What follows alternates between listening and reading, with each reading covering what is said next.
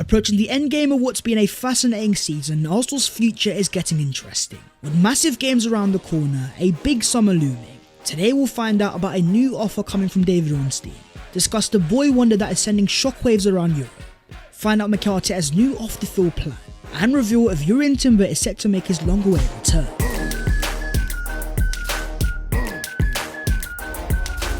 Yo, what is going on guys? My name is Bats14, welcome back to your boys channel ahead of a massive game this Saturday. We have got a lot to break down. So as per, don't forget to smash a like on the video if you enjoy and subscribe to the channel if you are new. But starting off with Arsenal's boy wonder. Having broken onto the scene in November 2023, Arsenal wonder kid Chido Obi Martin made headlines. Involved in a 14-3 victory of Liverpool, Chido scored a whopping 10 goals. From that moment on, it was obvious this boy was not normal. For a 15-year-old to be playing above his age category, dominating at levels we've never seen before. Let's just say things are getting even more exciting. Dropping another monster class as the Arsenal under-18s beat Norwich 9-0, with 16-year-old Obi Martin scoring a whopping 7 goals in a round. And when you look at his numbers, they're simply sensational. 7 goals against Norwich, 1 against Villa, 5 against West Ham, 2 against Brighton, 1 against West Brom, 4 against Fulham and 4 against Crystal Palace. 24 goals in his last 7 under-18 games. In total, Chido now has 28 goals in 16 games with the under-18s, setting a new record for the club, surpassing Florian Balogun's 25 in 2018-19. When you've got a youngster of this caliber dropping abnormal numbers on a weekly basis, you have to think about the club's future. How do Arsenal get this guy involved in the first team? If they're going to sign a project striker like a Benjamin Sesko, why not wait for Chido Obi Martin? But there is one little problem though. As reported by The Telegraph, Arsenal face a challenge to keep Chido Obi Martin, with English academies bracing themselves for another summer of dual nationality teenagers opting for new clubs in the European Union. Chido cannot sign a professional deal with Arsenal until his 17th birthday in November under the Football Association rules. Those rules do not apply in European nations, where professional deals can be signed at 16. That's where you've got Bayern Munich, who are understood to be among the clubs interested, trying to sign the player, although it's not clear yet where he may end up. Arsenal remain in negotiations with the teenage representatives, and are keen for him to remain at the club. With the insane level of hype, you're always going to have eyes watching. Top European clubs, especially in the Bundesliga, have a history of taking young players from England and turning them into superstars. The advantage that Arsenal may have though is the players' representatives. As reports recently confirmed, Chido has signed an agreement with the Elite Project Group, the same agents of first-team Arsenal players Bukayo Saka and Eddie Nketiah. There is something special happening in the Arsenal Academy though, because in the same under-18 side alongside Chido Obi Martin, you've got under-14 player Max Dowman, who's dropped 4 assists in his last 5 league games now. You then think about the young potential superstars of Ethan Nwaneri and Miles Lewis-Skelly. Players Mikel Arteta has already got involved with the first team training. You start to wonder, have Arsenal got their own generation of wonder kids that Mikel Arteta needs to find a way to provide them a pathway. But in regards to the Arsenal future, you've also got a potentially massive say. The breaking news coming from the Gunner blog, that Arsenal are ready to listen to offers for Gabriel Jesus this summer. As the report says, despite Jesus being under contract at Arsenal until 2027, his future is not guaranteed. If an offer were to arrive for the player in the forthcoming transfer window, Arsenal would be prepared to listen. To some this may be surprising, but not as much to me. And Gabriel Jesus Arsenal have the second highest earner at the club. When he arrived at Arsenal, that made sense. A guaranteed starter with amazing impact in his first 10 games. But post-World Cup and his knee injuries, a clear decline in physicality and reliability. In 66 Arsenal games, he now has 19 goals and 14 assists, with Kai Havertz now being only 6 goals away from equaling Jesus' entire Arsenal tally. As great as he is as a squad option, versatile enough to play on the left and right wing, when you're earning £265,000 per week, without being a guaranteed starter, it makes sense for Arsenal to be open. And Mikel Arteta says, I don't know where the reports are coming from. We have no intention of letting Gabriel leave. Arsenal are now in a position of power. With the top side fighting for a title, their players are seen as high caliber. The value is automatically higher and teams that need to sign them will have to pay a premium. The prime example is our development. Having signed the likes of Saliba, Martinelli, Odegaard, Saka and Gabriel for €98 million, they are now all valued at over 450. The famous Arsenal quote, we don't buy superstars, we make them.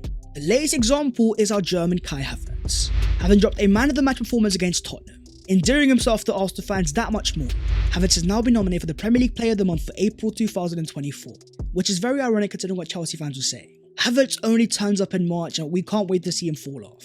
Having humbled their mid-table souls with 2 goals on their heads, Havertz now has 13 goal involvements in his last 11 league matches. A sign of a striker that's on fire. We are starting to see exactly why he was so highly rated.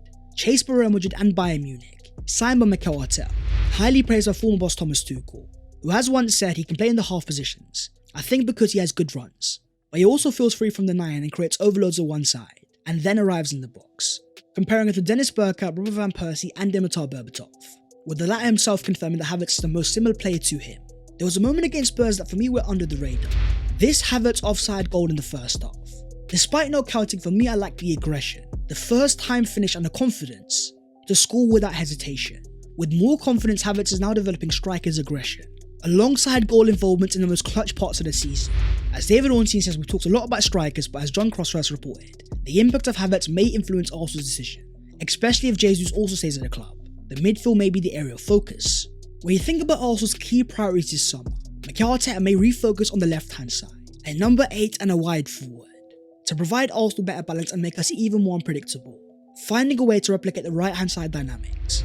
As Mikel Arteta says on Odegaard, Saka and White, they are very close and they spend a lot of time off the field as well, and that is very important. You can tell on the way they communicate and the way they look at each other that there is something special. Relationships are a key part of Mikel Arteta's philosophy, finding ways to build chemistry in any way possible. The latest move from Arteta is off the field, as reports confirm that the partners of the Arsenal stars Odegaard, Saka and White are a part of Arteta's United team on and off the pitch, with Arteta encouraging family bond.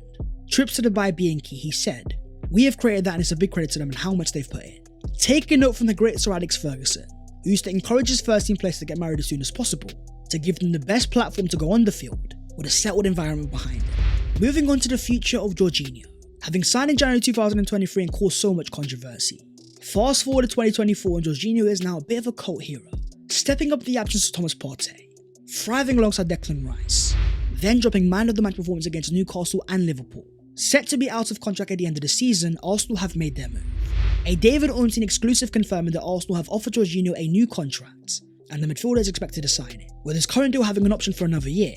The fresh deal will reward the 32-year-old for his importance to Arsenal, with even Mr. Here We Go giving his co-sign. Arsenal have offered Jorginho a new deal, with talks continuing as things stand. But the intriguing part is going to be the length of the contract. Despite Jorginho having an automatic 1-year extension, as far as Team News Ticks confirms, the option for the 1-year extension is actually expired, with Arsenal offering a whole new contract, which is almost certainly more than 1 year. When you think about the Arsenal side and what they lack in experience, not only does Jorginho offer vital experience, but more importantly reliability, missing a total of 2 games in his entire career for injuries. He's not on massive wages and an integral part behind the scenes. Jorginho is the ultimate safety net, helping Arsenal keep their level midfield, even if there are key injuries. The real impact though is going to come on the future of Thomas Partey, with massive doubts over his future and also reportedly open to a sale. That despite Mikel Arteta saying he's a really important player, he's got the presence, quality, physicality and experience. According to David Ornstein, the future of Thomas Partey, whose contract expires in 2025, remains unclear, with reports in Spain even confirming Partey is one of the names like most by Barcelona. The reality is that Arsenal have already moved past. By signing Declan Rice for £100 million last summer, Mikel Arteta found his balance of quality alongside reliability. A player able to thrive as a number 6, voted second for the Football Writers Player of the Year award. In a recent interview alongside The Athletic, Rice has given us a fascinating insight, confirming that Mikel Arteta doesn't like diagonals, unless you're going to gain an advantage from them. Then referencing an example of a Partey play to Bukayo Saka against Brighton. People will go and say that's a great ball, but let's rewind the clip and pause it. Saka doesn't have anyone to play inside, and he's got another Brighton player coming over. The prime example of Mikel Arteta's philosophy. It's all about being one step ahead. How is your player going to receive the ball, and can he go and make an impact? When you look at the stats you see of long balls completed per match, the fact that Man City and Liverpool are both in the top 4, yet Arsenal are down there in 19th. It's not that Arsenal don't have the personnel, with these being the amount of switch passes Declan Rice has played over his entire Premier League career. Notice the difference from last season. From playing one of the highest in the league, Rice is clearly slowed down. When you talk about Mikel Arteta's philosophy about control, it's not just about off the ball. He also wants to control how his players pass the ball, preferring them to find solutions playing short passes over going long for the sake of it. We recently saw it in this clip from Xavi Alonso, thriving in the Bundesliga with his team undefeated in over 40. Look at the way he has to go at his players for going long, instead asking them to play short, manipulate the ball and bait the press. It's a fantastic interview from Declan Rice and it goes to show his ability to learn. A complex style of Mikel Arteta that he's mastering game by game. Often he's compared to Rodri at Man City, but Rice says, "I enjoy playing against him with different players. I feel with Rodri because he's born in Spain. He's always been a natural number 6. You can just tell by the way he plays and the way he's worked on the Pep for so long. He's a lot more structured than I am. For me, I'm a lot more off the cuff. Obviously this season I've been more structured, but in terms of the way I like to play, I feel like being free a little bit more." Moving on to the other Arsenal news today, Starting off with a bit of controversy going into next season. You see, a lot of Arsenal fans have already seen the new Arsenal home kit, all but confirmed and set to be worn in Arsenal's final game of the season. The away kit is even more out there, with the leak from the footy headlines being this: a black Arsenal away kit with green and red, designed almost like a Lynx Africa bottle, with this being an example of how it would look on William Saliba. But talking of potential new kits, we've also got a concept design, a potential third Arsenal kit in white, reminiscent of 2008-9. It's a kit that I think is an absolute beauty. But Arsenal fans right now will be focused on something more important, an intense title race going down to the wire, where in 2024 Arsenal got 40 points out of a possible 45. City have got 39. Despite being top of the table, City still have the advantage, a game in hand and a chance to go top. They next play against Wolves at the Etihad, against a side that even gave Arsenal a hard game. Arsenal have 3 games and City have 4. Wolves, Fulham, Spurs and West Ham, 4 managers that have a chance to become an Arsenal cult hero. Our little brothers in North London may have a dilemma: beat City for the Champions League push and give Arsenal the title, or lose to City and lose the Champions League spot, but Arsenal don't win the league. It could have been so funny, but having lost to Chelsea 2-0, 7 points off 4th place, I'm not looking at Spurs for any favours. Instead, I'm looking at City's last game of the season against West Ham, with their forward Mikel Antonio giving a very intriguing quote: "If it goes to the last day, Arsenal are going to win it. Our last game of the season, we have something to play for. We will try to get in Europe against Man City away." For Arsenal, their focus has to be this weekend against Bournemouth, with a key player potentially returning, as Urian Timber was once again involved for the Arsenal under-21s, playing 70 minutes in a 2-0 victory against Liverpool. Mikel Arteta finally confirms Arsenal have a fully fit squad to play against Bournemouth, with Urian Timber now available for selection. A long-awaited return, even though he's not going to start. Urian Timber is back in the final games of the season, but let's just say we can't take Bournemouth for granted. Not only is their coach a former teammate of Mikel Arteta during the academy days, look at their form in the last 25 games. 42 points in total, the 5th best in the league, only slightly behind the Champions League form Aston Villa. That is the video there and there though, so hopefully you guys have enjoyed. If you have, don't forget to smash a like and also subscribe to the channel if you are new. If you want to follow your boy on all of his social medias, then the links are down below in the description. But that was all of the latest Arsenal news today ahead of a gargantuan game against Bournemouth on Saturday. And last year, it took us a 96th minute winner to win it. And this time round, I'm hoping for a little bit less of a stressful game. Anyways, guys, I'll see you very soon. Take care and live it.